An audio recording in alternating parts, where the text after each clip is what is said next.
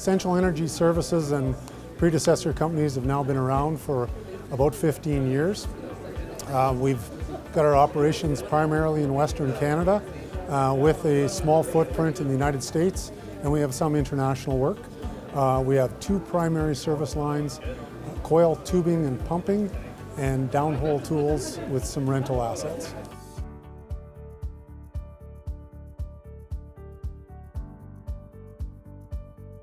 We're actually quite proud of our top customers. One of the things we look at is to look at the size of our sort of customer base, and our top 10 customers make up about 65% of our revenue. We've got no single customer higher than 15% of our revenue. And we've also made a nice change in the last several years where we've gone from sort of the mid-size and junior companies to really stepping into some of the majors like Shell, Murphy, Conoco, and then there's some good steady customers that people know the names like Tourmaline and ARC and many others. So a very diverse customer base, well spread out, and that's important these days as we're going through a dramatic fluctuation in everything from capital budgets to commodity prices.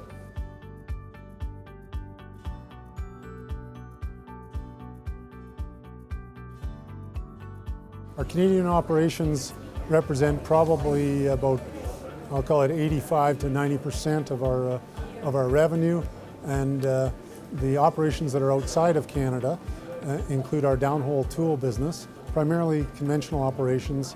We're doing work in Texas and the Permian, as well as in Kansas and Oklahoma.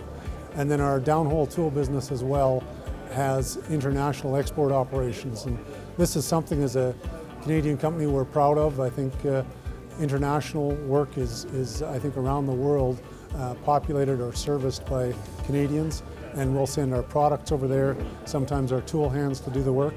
Our heavy coil business so far has just stayed in Canada because there's quite a bit more infrastructure and support required for that business to take it into another country.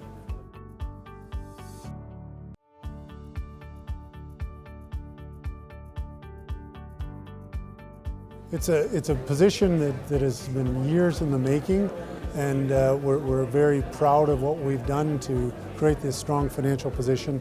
I think the advantage that we have is really resiliency through a time of uncertainty. So taking advantage of it, and as sort of base as it sounds, is really people know we will survive. People know that we do have opportunities as others have weakened. Just in the last year, we've seen 3 competitors in the deep coil business service line close down. 2 of them have had their equipment go to the U.S. and 1 went overseas. We did have a look at that equipment. We had an opportunity, we were aware of it, but we're not going to spend shareholder capital or take on more debt until we get clarity of outlook and some sort of improvement in where the industry is going. The advantage that we have is when that moment comes, we're prepared to act. We have the dry powder and the capability to act on it.